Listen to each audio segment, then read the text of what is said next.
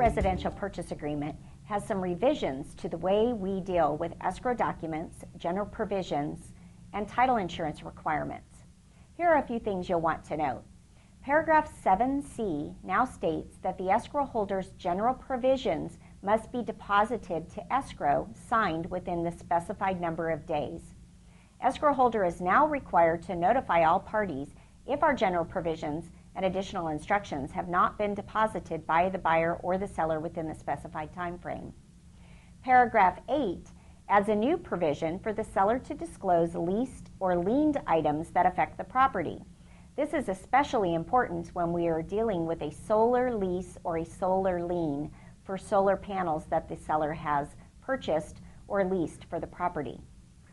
Paragraph 13A requires that the title insurance company now run the general index on all sellers that are not a corporation or other entity prior to issuing their preliminary title report.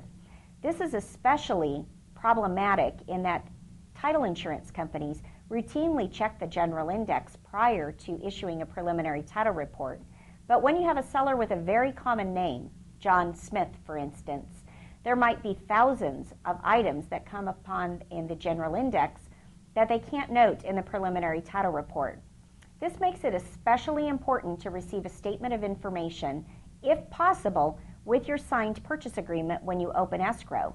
Then the title insurance company will be more than able to run the general index on your seller and be sure that they're complying with the provision of the contract. If you need a statement of information, a blank form to put in with your listing agreement, we'd be happy to provide those either with a writable PDF or a hard copy for you to provide for your sellers. Additionally, paragraph 13E deals with the type of policy that the buyer will receive through escrow. The CLTA or ALTA Homeowners Protection Policy, or ALTA-HOP, is traditionally provided to buyers with residential purchases. However, there are some properties that will not qualify for the CLTA or ALTA Homeowners Policy or HOP policy. In that case, the buyer must be notified in writing that the policy is not available, and then the buyer must notify the escrow holder in writing as to which policy the buyer would like to obtain. If the buyer chooses a different policy and there is an increased cost, the buyer must bear the expense for the increased cost for the policy. We will always direct you to your title representative in order to decide which policy is best for your buyer in that case.